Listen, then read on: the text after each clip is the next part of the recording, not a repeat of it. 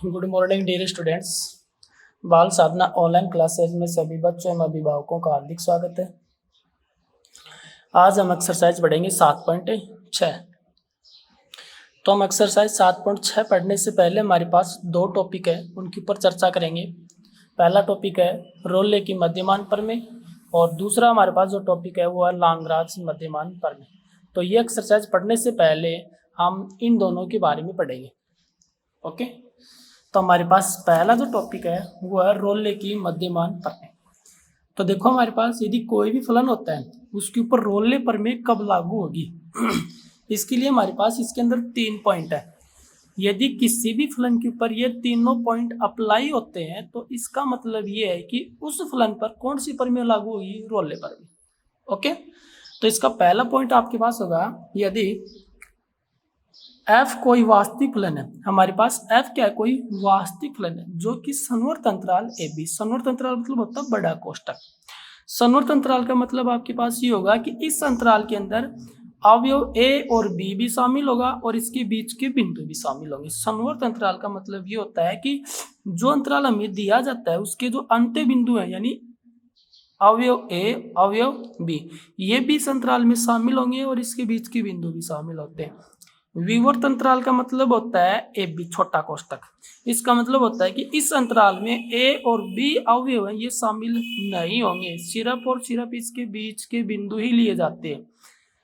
विवर्त अंतराल में तो सिर्फ बीच के बिंदु लिए जाते हैं, ए और बी शामिल नहीं होता है। संवर्त अंतराल में ए और बी भी शामिल भी होता है और इसके बीच के बिंदु भी लिए जाते हैं। ये तो इन दोनों के अंदर डिफरेंस। ओके, तो यदि हमारे पास कोई फलन f है वो कौन सा है, वास्तविक फलन है जो कि संवर्त अंतराल ए बी में इस प्रकार परिभाषित है कि पहला पॉइंट f संवर्त अंतराल ए बी में संतत है, यानी जो फलन f है वो संवर्त अंतराल में क्या होना चाहिए, सतत होना चाहिए, कंटिन्यूअस। ओके, हरदम। दूसरा पॉइंट f विवर्त अंतराल ए बी में क्या होना चाहिए, अवकलनीय, यानी जो फलन f है वो विवर्त अंतराल में क्या होना चाहिए, अवकलनीय होना चाहिए। हमारे पास संवर्त अंतराल में तो सतत होना चाहिए और विवर्त अंतराल में क्या होना चाहिए, वो अवकलनीय होना चाहिए। तीसरा पॉइंट हमारे पास है F A is equal to F B, यानी अवयव ए पर फलन का मान अवयव बी पर फलन का मान दोनों की वैल्यू आपस में क्या होनी चाहिए, बराबर। अवयव ए पर फलन का मान अवयव बी पर फलन का मान। तो कितने पॉइंट हुए, 3। पहला पॉइंट फलन एफ है संवर्त अंतराल में सतत होना चाहिए, फलन एफ विवर्त अंतराल में अवकलनीय होना चाहिए और तीसरा पॉइंट है F is equal to F B. यदि हमारे पास ये तीनों पॉइंट किसी भी फलन के ऊपर ऑपरेट होते हैं, यानी तीनों भी जो पॉइंट है कोई भी फलन को क्या करते हैं, सेटिस्फाई करते हैं, संतुष्ट करते हैं, तब नीचे क्या आएगा, तब विवर्त अंतराल ए बी में कम से कम एक बिंदु सी का अस्तित्व, यानी किसमें, विवर्त अंतराल के अंदर कम से कम एक बिंदु सी का अस्तित्व इस प्रकार है कि f का अवकलज इस बिंदु पर क्या होगा, शून्य होगा। यानी जो फलन f हमारे पास जो दिया जाता है उसका अवकलज है वो इस बिंदु के ऊपर क्या होगा, शून्य, अर्थात f dash C equal to 0। Dash का मतलब फलन का हमने क्या किया, अवकलज, और बिंदु कितना रखा हमने वहां x की जगह c, तो f dash C equal to 0। और c हमें से किस में बिलोंग करना चाहिए, अब हम यहाँ से किसकी वैल्यू निकालेंगे, c की वैल्यू निकालेंगे, और जो c की जो वैल्यू आएगी वो किस में बिलोंग करनी चाहिए, आपके पास विवर्त अंतराल ए बी में। तो ये तो हमारे पास थी रोल्ले प्रमेय। क्वेश्चन हम पढ़ेंगे तो क्वेश्चन के ऊपर हम स्टेप बाय स्टेप चलेंगे। पहले हम पहला पॉइंट ऑपरेट करेंगे, फिर दूसरा, फिर तीसरा, फिर हमारे पास ये कंडीशन अप्लाई करेंगे। ओके, तो ये प्रमेय आपको याद रखनी है, रोल्ले प्रमेय सेम टू सेम इसी प्रकार हमारे पास मध्यमान लाग्रांज मध्यमान प्रमेय। तो ये प्रमेय क्या कहती है, लाग्रांज मध्यमान प्रमेय, यदि फलन f संवर्त अंतराल ए बी में इस प्रकार परिभाषित है कि फलन f वही है और अंतराल में हमारे पास वही है ए बी, तो इसका पहला पॉइंट क्या होगा, f संवर्त अंतराल ए बी में सतत है, वही c का पॉइंट था और वही c का पॉइंट है, f है वो संवर्त अंतराल में क्या होना चाहिए, सतत। दूसरा पॉइंट है इसका f विवर्त अंतराल ए बी में क्या होना चाहिए, अवकलनीय। ओके, अब इसका तीसरा पॉइंट नहीं, सिर्फ इसमें पॉइंट कितने हैं, 2 ही पॉइंट है। लाग्रांज प्रमेय में 2 पॉइंट है, रोल्ले प्रमेय में 3 पॉइंट है।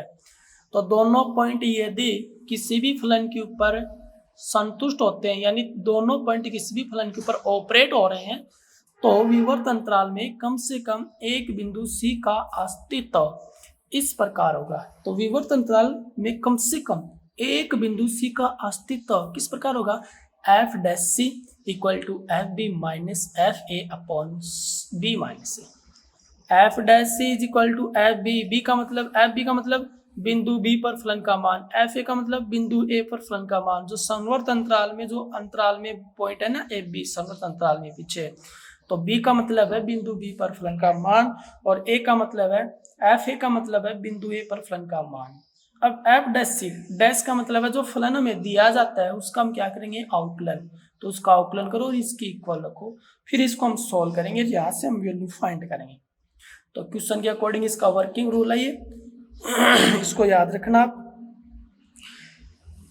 दूसरी बात आपके पास ये, इसके अंदर हमारे पास हमें अवकलन और सतत ये हम निकालें नहीं, क्वेश्चन के अंदर नहीं निकालेंगे।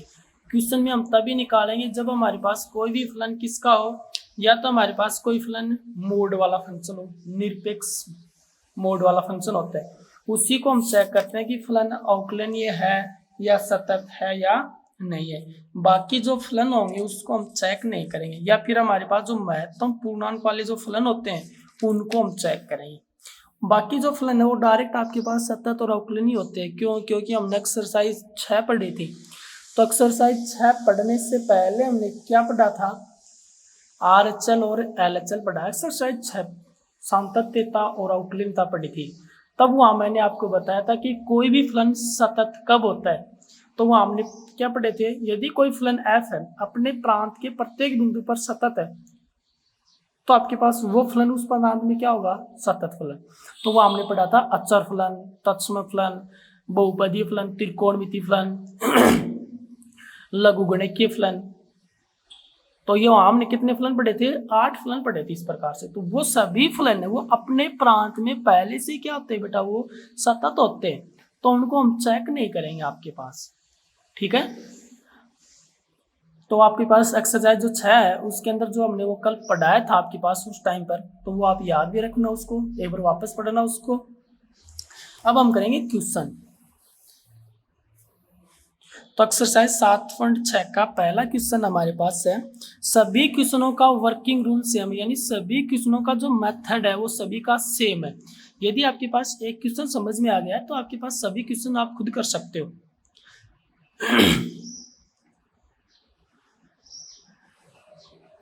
क्वेश्चन नंबर फर्स्ट, एक्सरसाइज 7.6 का, निम्नलिखित फलनों के लिए रोल्ले की प्रमेय की सत्यता की जांच कीजिए। यानी रोल्ले प्रमेय की हमें क्या करनी है, सत्यता की जांच करनी है। तो पहला फलन हमारे पास दिया गया बेटा, f x is equal to e की power x into sine x minus cos x, और एक्स किस में बिलोंग कर रहा है बेटा, आपके पास संवर्त अंतराल है π/4 से 5π/4। ओके, ये हमारे पास फलन है और ये हमारे पास क्या बेटा, अंतराल है। रोल्ले प्रमेय के लिए पहला जो हमारे पास जो पॉइंट है, वो पहला पॉइंट हमारे पास क्या था, पहला पॉइंट ये था कि जो फलन एफ वो क्या होना चाहिए, सतत संवर्त अंतराल में। फिर दूसरा क्या था, फलन एफ है वो विवर्त अंतराल में क्या होना चाहिए, हमारे पास अवकलनीय होना चाहिए ना, वो पढ़ा था हमने। तो यहाँ हमने आपके पास वो कंडीशन अप्लाई करेंगे, तीनों कंडीशन। पॉइंट नंबर फर्स्ट हमारे पास क्या है, सतत वाला। तो चूंकि फलन एफ त्रिकोणमितीय व चरघातांकी फलन है, यानी जो फलन एफ है वो त्रिकोणमितीय व चरघातांकी फलन है, इसलिए फलन एफ संवर्त अंतराल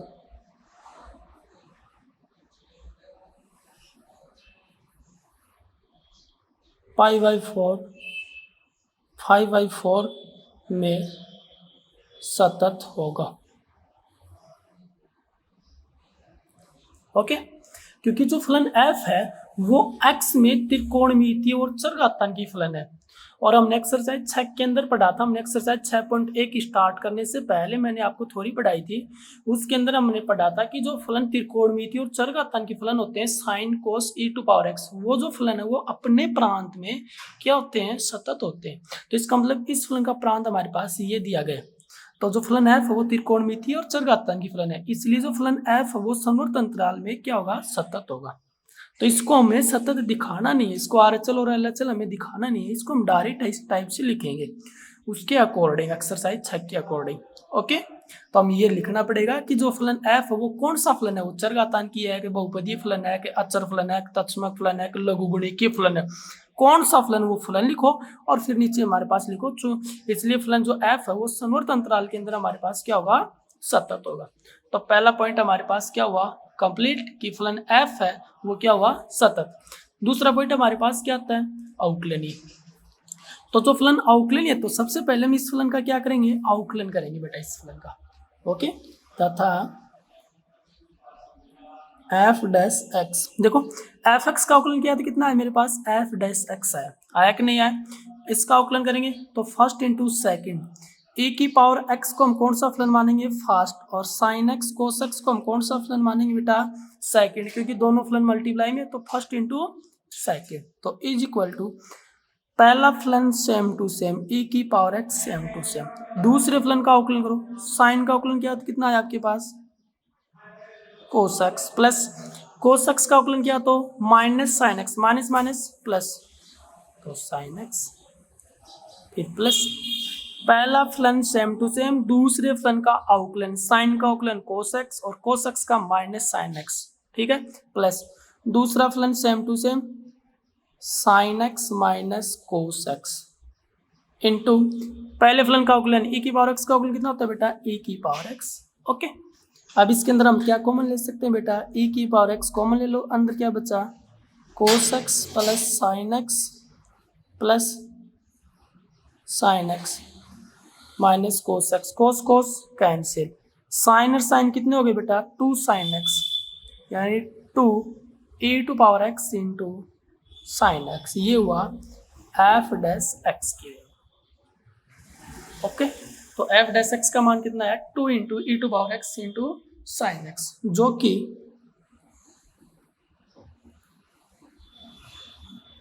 विवर्त अंतराल, क्योंकि अवकलनीय के लिए हमारे पास अंतराल कौन सा है, विवर्त अंतराल π/4 5/4 के प्रत्येक बिंदु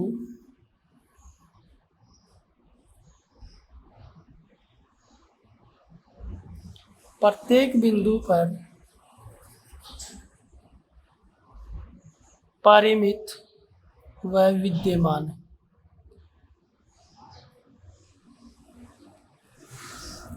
कहने का मतलब ये है कि इस विवर्त अंतराल में यदि मैं एक बिंदु में यहाँ रखूं तो इस फलन का मान, परिमित का मतलब निश्चित राशि प्राप्त होगी आपके पास, 2 5 7 एनी1, विद्यमान का मतलब इसका मान इनफाइनाइट नहीं आएगा आपके पास। ओके, तो इस विवर्त अंतराल के अंदर यदि मैं यहाँ वैल्यू पुट करता हूँ तो इस फलन का मान हमारे पास है वो क्या मिलता है, हमें परिमित मिलता है और विद्यमान होता है। परिमित का मतलब फिक्स राशि आएगी आपके पास, 2 पॉजिटिव नेगेटिव। ओके, विद्यमान का मतलब इसका वैल्यू क्या नहीं आएगी आपके पास, इनफाइनाइट नहीं आएगी, अपरिभाषित नहीं आएगी। तो अर्थात fx अंतराल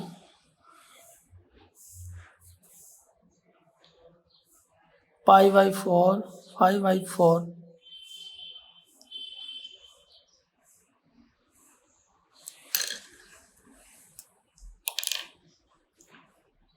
में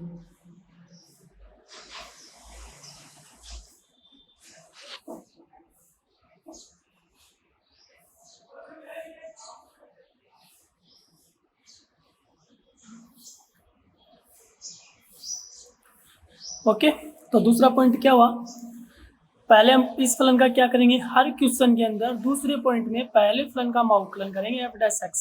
ओके, फिर जो कि विवर्त अंतराल में, विवर्त अंतराल के प्रत्येक बिंदु पर क्या होना चाहिए, वो परिमित होना चाहिए और विद्यमान होना चाहिए। अर्थात जो फलन f(x) है वो अंतराल कौन सा अंतराल? विवर्त अंतराल में क्या होगा? अवकलनीय। ओके, तो पहला पॉइंट सतत, दूसरा पॉइंट अवकलनीय। ओके, यहाँ तक कोई दिक्कत आपके पास?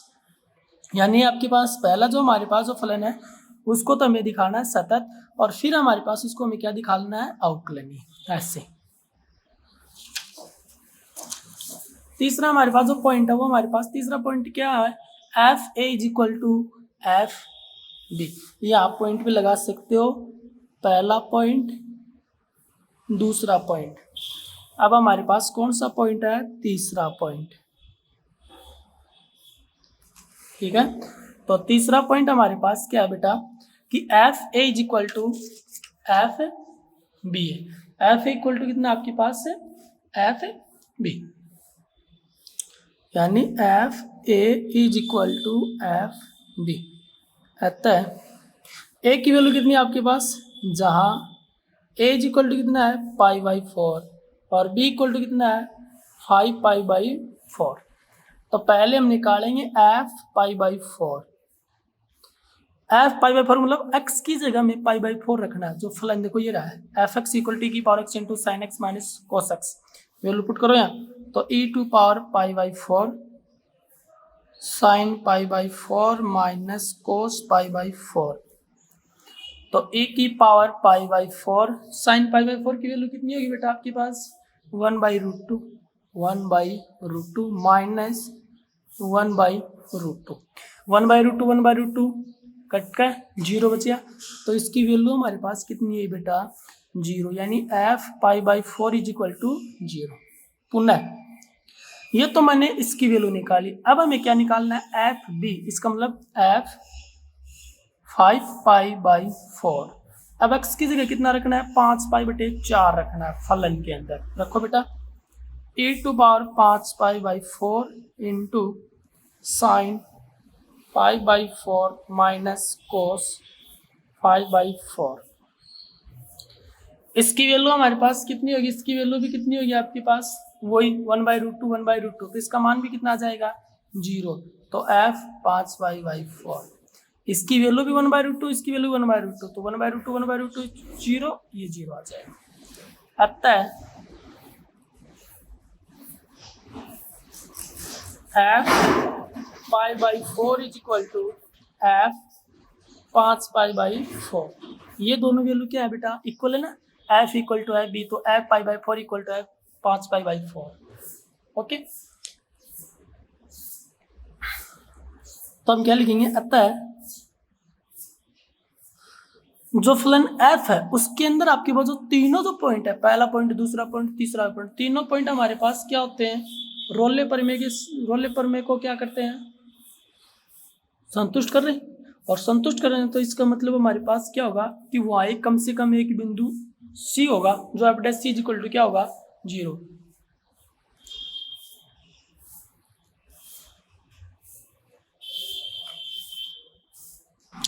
अतः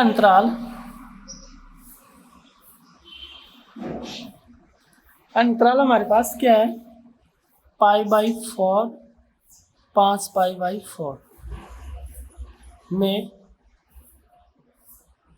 एफ एक्स के लिए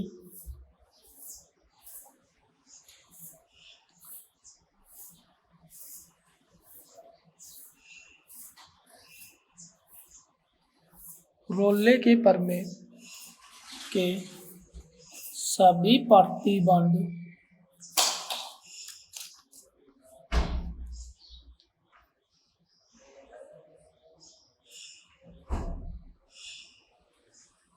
संतुष्ट होते हैं।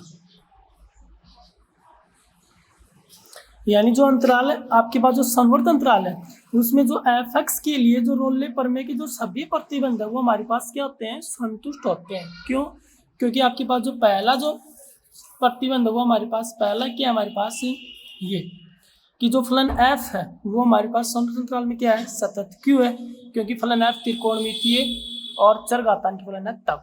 दूसरा है अवकलनीय। पहले इस फलन का हम अवकलन करेंगे f डैश एक्स, अवकलन किया। उसके बाद हम क्या करेंगे, जो कि विवर्त अंतराल के प्रत्येक बिंदु पर परिमित और विद्यमान है, और परिमित और विद्यमान है भी क्योंकि इस अंतराल के अंदर कोई भी बिंदु यहाँ रखो, हर बिंदु के लिए ये जो फलन हमारे पास क्या मान देगा, परिमित मान भी देगा और विद्यमान भी। तो अर्थात f(x) अंतराल विवर्त अंतराल में क्या है, अवकलनीय। संवर्त में तो सतत, विवर्त में अवकलनीय। हर क्वेश्चन को इस टाइप से करेंगे।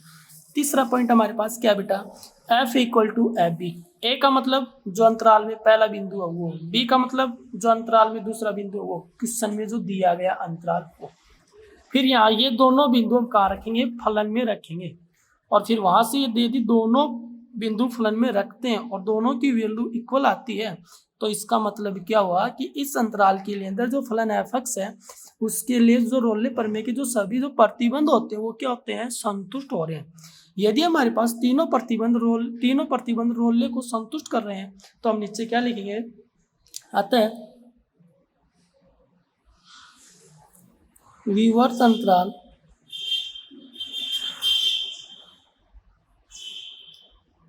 π/4 में कम से कम एक बिंदु C इस प्रकार होगा कि, देखो, अतः विवर्त अंतराल π/4 5π/4 में कम से कम एक बिंदु C इस प्रकार होगा कि f'(c) = 0। f'(c) = 0। अब देखो f' का मतलब फलन का हमें क्या करना है, अवकलन, और फलन का अवकलन हम पहले कर चुके बेटा। और पहले हमारे पास फलन का अवकलन कितना आया, देखिएगा f'(x) = 2 × e⁻x × sin x, लेकिन यहाँ c x की जगह कितना है, c, तो यहाँ बेटा c रख दो बस। तो 2 × e⁻c sin c = c 0, और c है वो किस में बिलोंग करना चाहिए, इस विवर्त अंतराल में बिलोंग करना चाहिए बेटा। ओके, तो 2 × e⁻c × sin c = 0।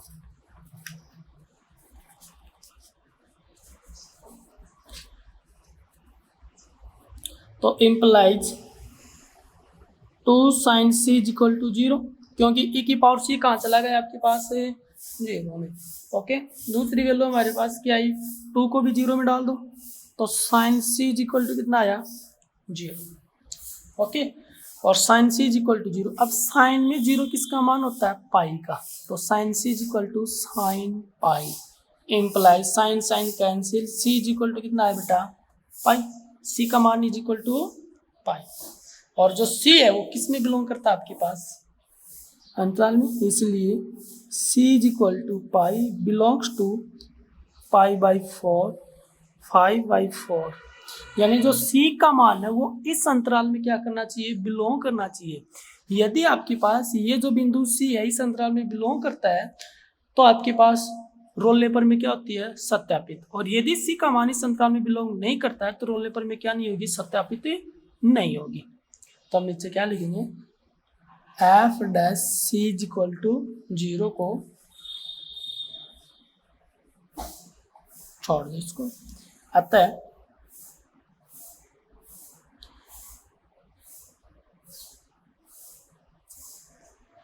रोल्ले प्रमेय सत्यापित होती है। ओके, तो रोल्ले प्रमेय में हमारे पास क्या होगी, सत्यापित होगी। क्यों होगी, क्योंकि जो हमारे पास f'(c) = 0 था वहां से मैंने c का मान निकाला पाई। अब ये जो पाई है ये विवर्त अंतराल में क्या करता है, बिलोंग करता है, तो रोल्ले प्रमेय क्या होती है, सत्यापित होती है। यदि ये c का मान इस अंतराल में डज नॉट बिलोंग्स टू यानी बिलोंग नहीं करता तो रोल्ले प्रमेय क्या नहीं होती, सत्यापित नहीं होती। ओके, इसी प्रकार हम आगे की क्वेश्चन करेंगे। ओके, तो नेक्स्ट क्वेश्चन हम नेक्स्ट वीडियो में देखेंगे। धन्यवाद।